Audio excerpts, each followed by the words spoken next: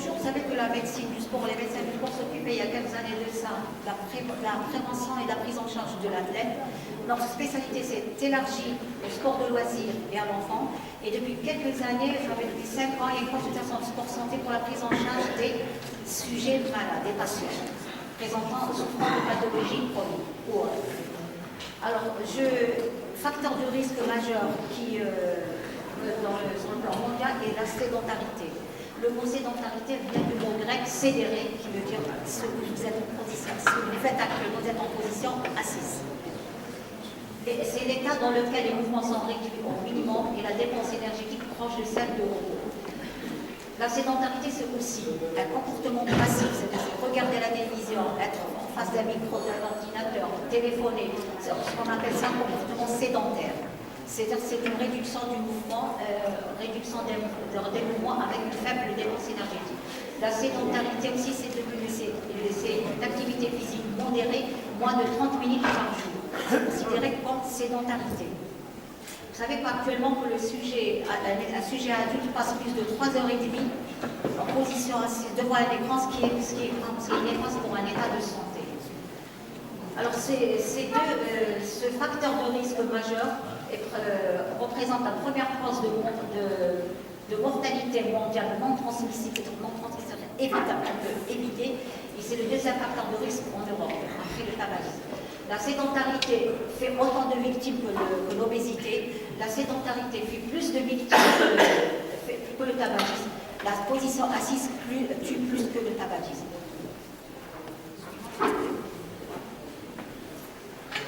Là, ça, c'est du côté impact socio-économique où les dépenses sanitaires sont dans certains pays qui ont commencé à lutter contre la sédentarité en allouant des budgets consistants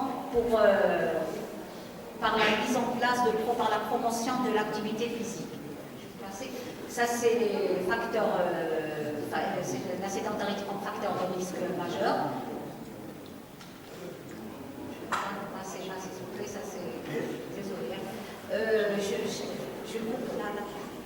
Là, c'est pour l'impact de la promotion d'activité sur les maladies chroniques permettant de diminuer les dépenses sanitaires, soit de manière directe par la diminution de la consommation médicamenteuse et les séjours en hospitalisation, et par les dépenses sanitaires de manière indirecte, par le taux d'absentéisme, par augmenter la productivité et augmenter le revenu.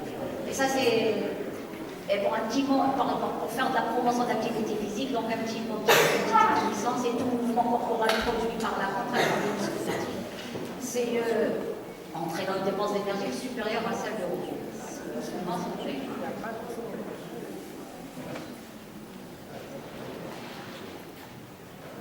Ça, c'est toujours la promotion de l'activité physique sur les bienfaits physiques, psychologiques et sociaux par des modifications physiologiques, on a des avantages cliniques. C'est ce qu'on recherche, c'est améliorer une santé et améliorer une qualité de vie.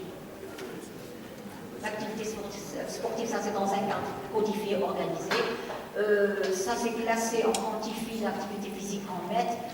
Là c'est beaucoup plus pour les patients, on préfère mieux leur expliquer par niveau faible, niveau modéré, niveau fort. Donc comment juguler, jouer avec leurs marcher, jardiner. On ne peut pas leur expliquer par mètre, c'est par des niveaux comme ça qu'on peut leur indiquer. Les recommandations mondiales sur l'activité physique. On peut pratiquer l'activité physique à tout âge, durant les différents stades de la vie. Pour les enfants, c'est surtout pour lutter. Actuellement, on a beaucoup d'enfants obèses et diabétiques. C'est pour lutter contre le diabète et l'obésité. Donc, c'est un visite préventive. Excusez-moi, s'il vous plaît. Bon, ça, c'est le 30 minutes. Ça, c'est les temps. Excusez-moi, madame. Ça, c'est les temps d'exposition en position assise. Vous voyez, chez les enfants, le temps en position assise est très trop élevé par rapport aux années précédentes. Et on s'est rendu compte que durant ces dernières années, les enfants ne bougeaient pas assez. Revenons à l'impédosmétrie. Dans cette étude, comme vous avez dit, on fait la promotion de l'activité physique chez les sujets souffrants. La BIOM est un appareil de contact avec le point de contact main et pied, qui s'adresse à un public de 3 à 99 ans, qui s'adresse aux sédentaires, aux sportifs et aux patients souffrants. Deux contre-indications, c'est la femme en fait le porteur de pacemaker. Donc c'est ce que nous avons dans le service, c'est ce qu'on utilise. L'intérêt de cette bioimpédance est elle nous donne des informations sur la composition corporelle. Ça c'est le protocole, bon, il faut 2 heures après un repas, baisser vide à distance d'un exercice physique, pieds nus et sous-vêtements, à air régulière pour comparer les résultats. Vu la répartition des flux, il y a des fluctuations, comme l'avait expliqué Madame Lemay, durant la journée, durant les saisons, durant... Au total, bon, on prend une fois que les sujets se passent en consultation, après un bilan morphologique est réalisé. C'est ce qu'elle nous donne, parce que dans l'impédance, elle nous donne un bilan, une analyse corporelle plus poussée, l'état hydrique, elle pénalise en termes de nombre des différents. Elle nous donne un aperçu sur l'état nutritionnel, l'état hydrique, et puis c'est permet le suivi des évolutions des masses maigres et masses grasses. Voilà, c'est ce que j'avais dit auparavant. Alors, elle a un intérêt dans différents domaines. Alors, en médecine du sport, c'est ce qui nous intéresse beaucoup plus que la masse maigre. C'est-à-dire, surtout chez les sportifs, on a constaté ces dernières années qu'il y a eu une augmentation de la masse corporelle, surtout chez les footballeurs, qui a augmenté de 30 kg durant 40 ans. Et ça te laisse mettre une étroite corrélation avec la force, la rapidité et la vitesse. En cardiologie, on utilise surtout dans un but de régler les problèmes de maladies métaboliques. En néphrologie, c'est les volumes liquides qui nous intéressent surtout pour les dialyser. Il faut savoir quelle quantité de liquide administrer. En réhabilitation, physiothérapie, surtout pour les sportifs, c'est pour l'idéal, c'est avant de prendre en charge un sportif qui a un traumatisme, c'est de prendre sa masse, qu'on a sa masse musculaire au niveau de son segment, et puis on va renforcer cet élément. En utilisant, c'est pour voir s'il n'y a pas un état de déshydratation, un état de nutrition, c'est pour l'état nutritionnel du sujet.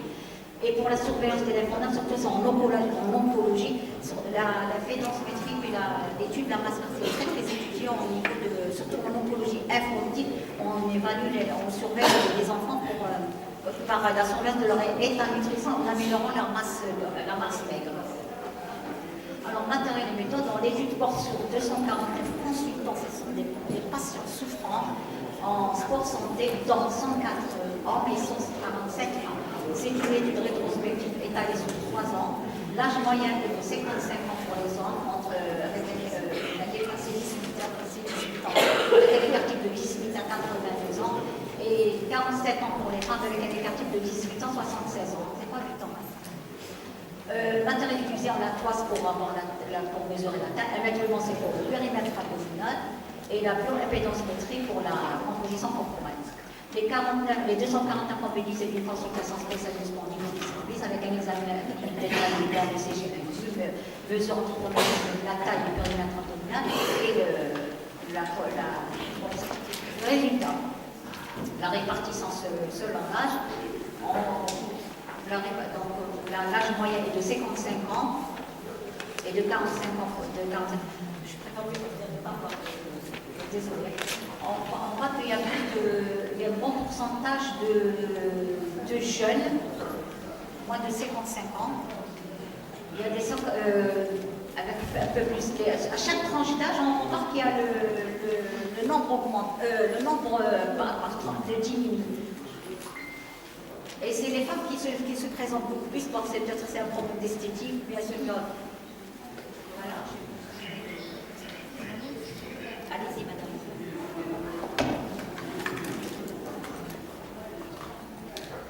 La répartition sur l'IMC, vous savez que l'IMC c'est un indicateur plus fiable que le poids.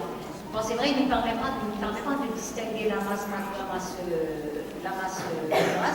mais ça nous donne une idée sur leur corpulence, sur la grandeur du sujet, sur la grandeur du sujet. Il nous permet d'évaluer le risque sur la santé, surtout si ce sujet dépasse les excès, soit il est en état de maigreur ou en état de surpoids et d'obésité. ça nous permet de suivre, de surveiller le sujet.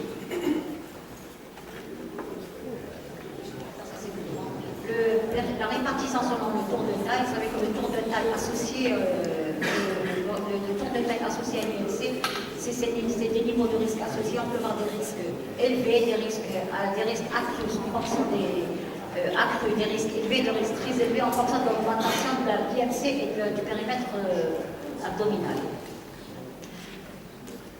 Vous avez vu que une bonne partie, 60 dans les deux catégories de 75% des individus sont en un tour de taille augmenté. Le pourcentage selon le pourcentage de masse grâce au compartiment le plus redouté et c'est la masse qu'on veut avoir le moins dans notre corps. La moyenne est de 29,5, ce qui est énorme. Chez l'homme, le principe c'est chez l'homme, le pourcentage, la fourchette est de 10 à 20 pour l'homme. Donc ce sont des sujets qui sont en surpoids ou en obésité en matière de masse grasse.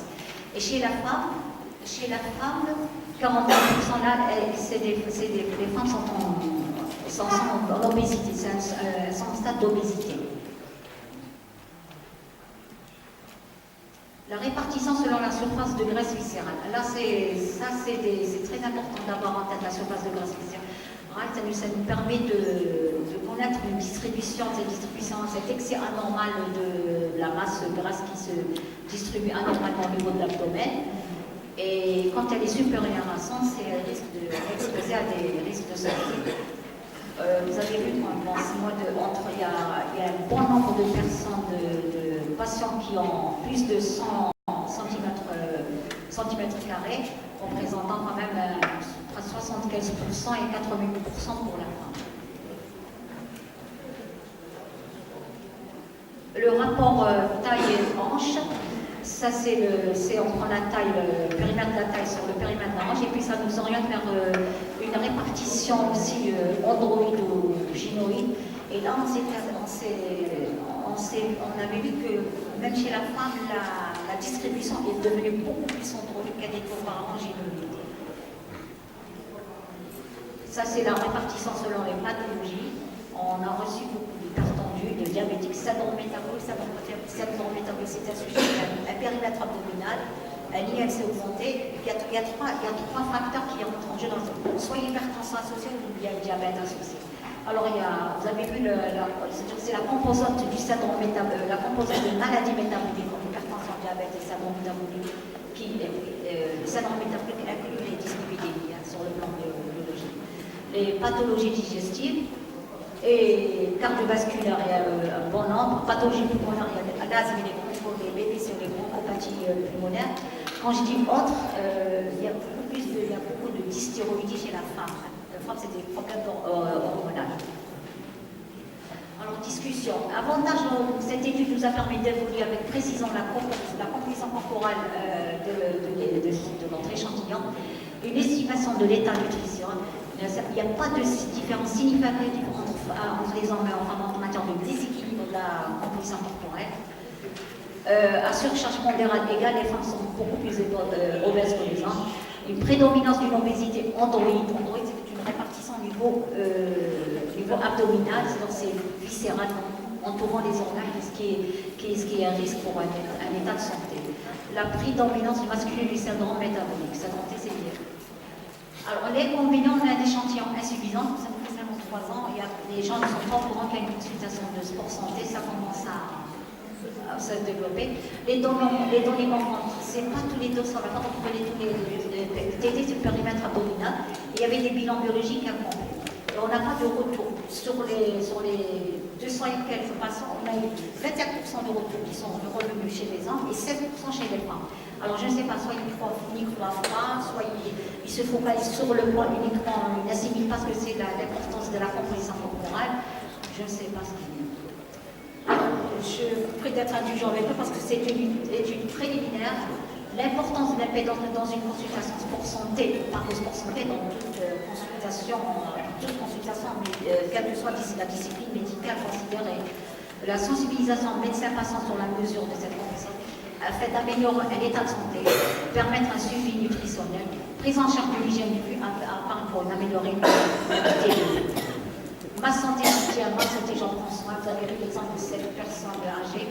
On bouge pour bouger, on bouge plus pour vivre finalement, on bouge plus pour mieux vivre. Je vous remercie.